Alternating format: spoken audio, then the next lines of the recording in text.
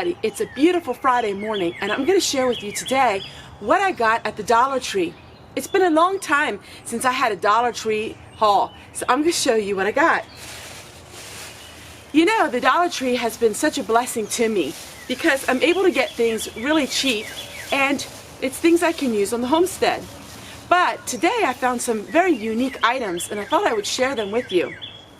As you know, if you watch my videos, I don't buy a lot of movies and I don't buy a lot of DVDs. But today I found at the Dollar Tree this DVD, A Place at the Table. It's actually a documentary about the food crisis that we have in America and how 1 out of 4 children actually don't know where their next meal is coming from. I'm really excited to watch this video and also do a commentary video following it. For $1, I got this at the Dollar Tree.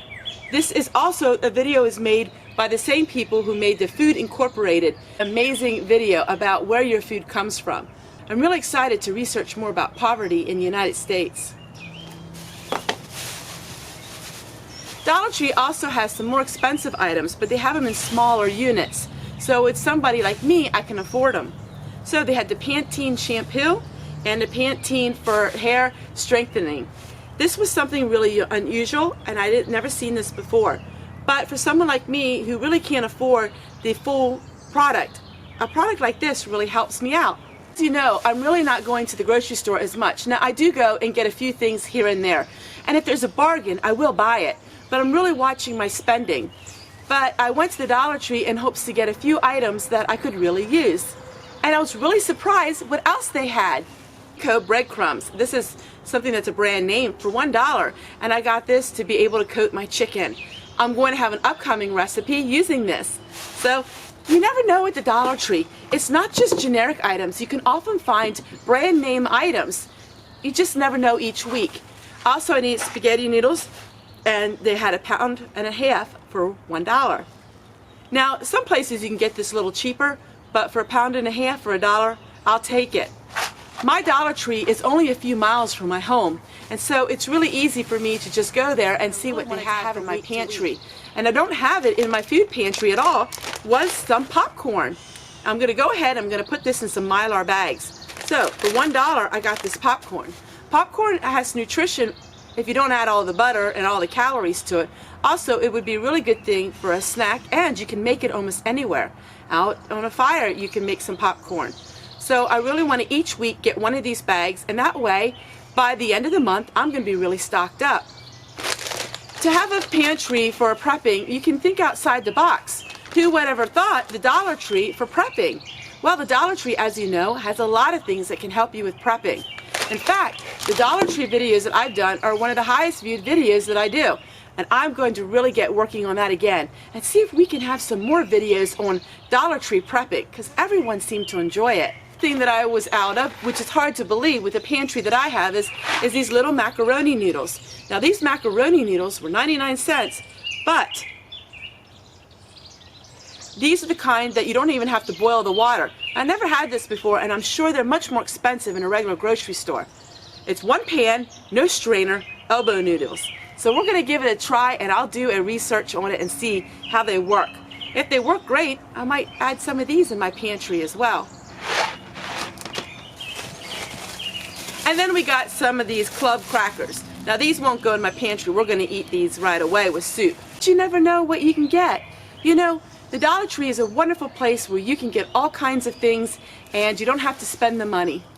And Sunday's video, I'm going to talk to you a little bit about the Dollar Tree.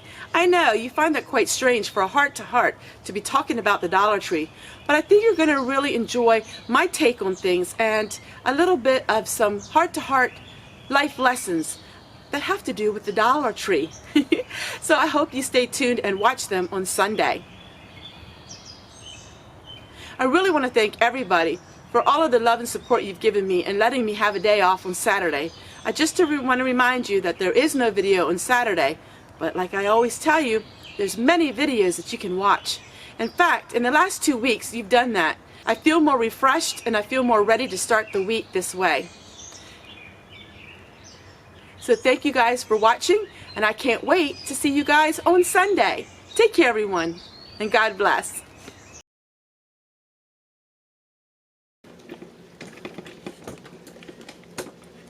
I'm not going to go into detail with this canning video because honestly I have probably another 6 of them on. But I wanted to show you what I got for this chicken. I paid 29 cents a pound, and they have a sale. They have a sale once a year for their anniversary. So I just wanted to share with you how cheap I was able to get this meat.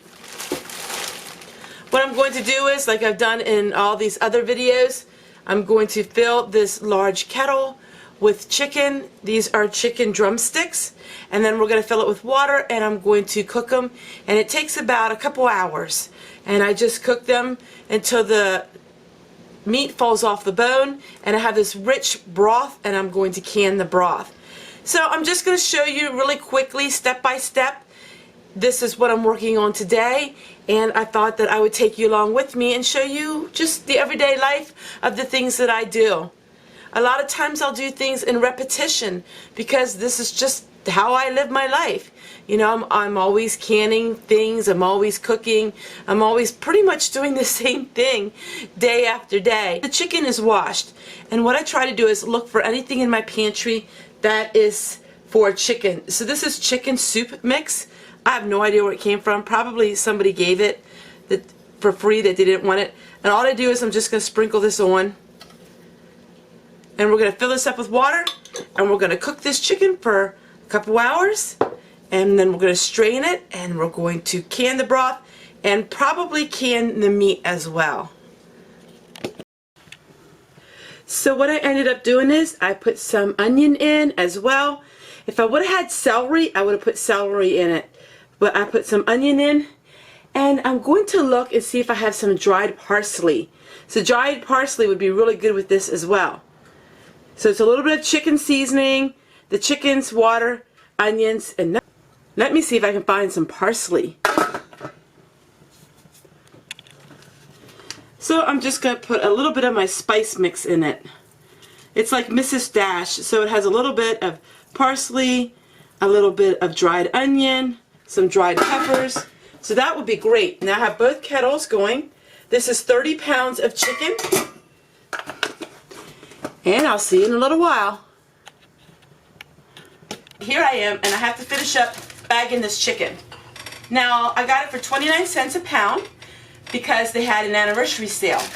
Now I canned all of the broth, but I'm going to freeze some of this. I have so much chicken that's canned, and it is nice to have some things in the freezer, even though my freezer is really small.